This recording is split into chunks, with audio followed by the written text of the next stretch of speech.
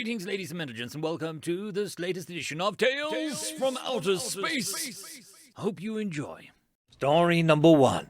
First Contact Report. Humanity, the Unfiltered. Assistance requested. Written by Perilous Platypus. Contact Report number 1. Urgency Variance. Unfiltered. Request action. Immediate deployment of diplomatic Ryoka. Secondary conditions. Heterogeneous. Expensive. FTL P2P. Internal species identifier X-1. Proposed subject to verification. Species self-identifier Humanity. Proposed course of action interdiction containment.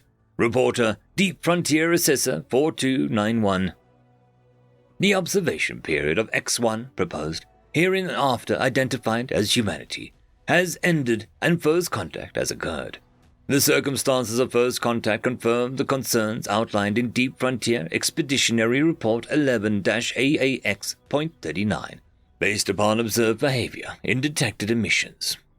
Due to the gravity of the situation, I will drop formality and be direct. Humanity is unfiltered. I make this statement with no qualifications or contingencies. I understand the consequences of misclassifications and accept them willingly. The factionalism detected in humanity's emissions played out in grand spectacles during first contact. Of course, antenna-sign disputes by even spacefaring species is not unheard of. But there are ample evidence that humanity is both post-singularity and FTL capable. This is a phenomenon not witnessed elsewhere, and directly undermines the law of non-harmonious filtration that sits at the core of Consortium's organizational principles. There are no methods of producing governance interactions with such a species. Our failure to anticipate this occurrence has resulted in a number of complications stemming from first contact. First and foremost, we did not initiate contact. A faction within humanity, calling itself the Venerated States, located and then intercepted a transmission relay drone deploying approximately 40 light hours from the nearest emitting location. The means and method of detecting our drone remains unknown to us. In its interception, the vessels of the Venerated States depicted high-accuracy point-to-point FTL capabilities. The following is the initial message directed from the Venerated States to our drone. Unidentified vessel, this is Admiral Yenny Larker of the VSS Darkspear, notifying you that your presence in this location is in violation of New Lagos Convention. All activity within the demilitarized zone must be subject to a writ of authority pursuant to New Lagos Convention. Failure to comply with convention protocols carries with it a significant penalties for both the transgressor as well as the national affiliates. Provide an explanation for your presence as well as a description of your vessel, its port of origin, and national flag. Failure to comply will result in interdiction. Attempt to escape will be treated as an act of war. You have 10 minutes to comply. Admiral Yenny Larker, VSS Darkspear. Given the gravity of the situation, the time available to us per the missive, and the remoteness of the Consortium's command, we elected to deploy the Contact AI in order to minimize the possibility of a misunderstanding. Things did not go according to expectations. In retrospect, it seemed clear that holding expectations with respect to an unfiltered species is an unwise gambit. Within moments of relaying the standard Consortium greeting, multiple other factions appeared within close proximity to our drone. I am loath to speculate prematurely, but the timing of their appearance suggests that awareness of novel contact spread beyond the VSS Darkspear and to the rest of the factions at FTL speed, indicating real-time FTL communications. The arrival of the other factions precipitated an immense escalation in affairs. Each faction delivered its own message to our drone, demanding equal treatment. We have registered 6 different factions thus far. The Venerated States appeared to claim some sort of supremacy over the affair as the initial party to the interaction, while also issuing various ultimatums to both other parties and to our drone to immediately cease communications.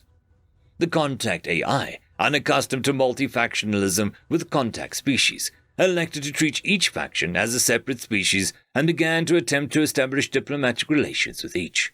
Due to the differentiated cultural dynamics within each faction, the progress through the Contact AI's heuristics varied, resulting in different factions achieving different levels of information sharing at different points.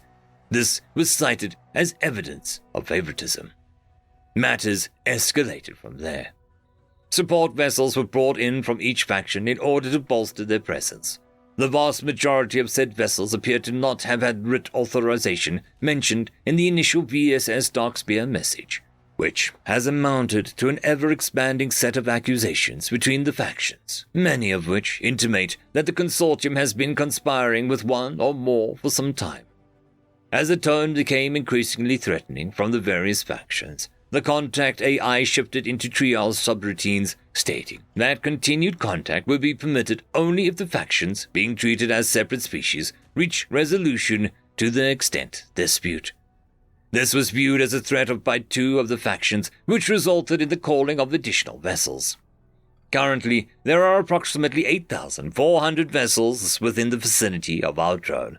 Survey and analysis indicates that each are FTL point-to-point capable and apparently armed with an array of mostly light-based weaponry. What these vessels lack in elegance, they more than compensate for with raw utility. It is estimated that the assembled vessels would pose a considerable and potentially existential threat to the consortium interests. This is a species that has been born of war. Through means and methods unknown, they have survived planet contagion, singularity transition, and the discovery of the great sciences, without coming to filtration standard. Instead, they have competed amongst themselves and they have thrived in contravention to all known expectations. Again, proving the folly of such things. Humanity has dominated its portion of space. There appears to be no prior contact with sentient life, and accumulated surveys indicate human population within no fewer than 30 star systems. Our presence has aggravated simmering tensions. The contact AI's attempts to mollify the factions have had the opposite effect. As a result, I am forced to request the deployment of a diplomatic troika to undertake matters from this point forward. Now that our presence is known, and isolation protocols would likely prove to be fruitless, meaning that we must engage. Without sophisticated, persistent diplomacy, humanity is likely to devolve into either intraspecies war or, more concerning, a projective war directed at the consortium itself. Given the armaments on display, as well as the apparent technical sophistication of the species with respect to FTL great science, I cannot overstate how much we must strive to avoid such a possibility. I await your response and will be diligent in providing updates until this matter is duly undertaken by the appropriate diplomatic envoy. End of story. Story number 2. Myth and Promise, written by Something Touches Back. General Kiat, we are report. 16 small, single-crew spacecraft dropped out of faster-than-light, almost atop of our planet, irresponsibly deep within our star's gravity well. The maximum range of such craft means that mothership must have gotten well with top-controlled space, undetected, before deploying them. 15 spacecraft successfully entered the atmosphere and dropped 2 or 3 bombs on or near military manufacturing hubs before being destroyed by our planetary defenses. The 16th spacecraft was disabled before entering the atmosphere, and its pilot captured. Admiral Cloth, at least one human mothership, or carrier as they call them, got close enough to the homeworld of the Tok Empire to launch bombers. Tell me, you at least destroyed the carrier and or escorts that were with it? No, sir. We failed to detect it entering our space, nor did we detect it leaving. It came in through a part of space we thought to be empty and not worth spending picket craft on. That hole in our defensive screen has since been filled. Warlord Ashth, the second only to Emperor Clath Tok himself, rubbed his temples. The general and the admiral were in a constant competition for war funds, and their animosity showed. General, how much damage was done? Minimal damage. We will be back at full production within a day or two. There were, however, 50 casualties and nearly 400 injuries reported so far. Execute the captured pilot, publicly, with full press coverage. We need to send a message. Hours later, Warlord Asth watched a live broadcast as the human pilot was brought up onto the improvised stage, his body covered with cuts and bruises, and his movements divulged at least a couple broken ribs. He was forced to kneel, while a Tok soldier in ancient formal garb stood behind him, holding a ceremonial but still very functional sword. The general had coached the soldier to wait a moment before swinging so that all news cameras could get a good shot of the suffering of the human. In that moment of respite, the human, holding his head tall, faced the cameras and said clearly and emotionlessly, "I am here! Others will follow!" The sword sang, and the human's head went one way while his body went another. Up in his office, Warlord Ashth rested his head on his desk and cried. For hundreds of years the Tok Empire had projected a myth of invincibility.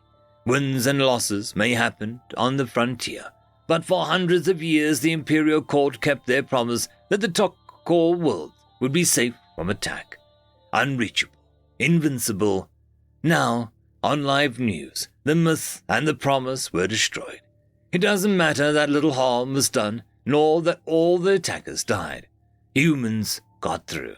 They were here, on the home world itself, and now every enemy of the Tok, both within the Empire and outside, knows it, and will find new hope because of it. As the human said, others will follow. End of story. I would quickly like to thank the Tier 5 members, Marky, Cam Maxwell, Caspar Arnholtz, Oakfield, Lord Azrakul, and it's difficult to pronounce. Thank you very much.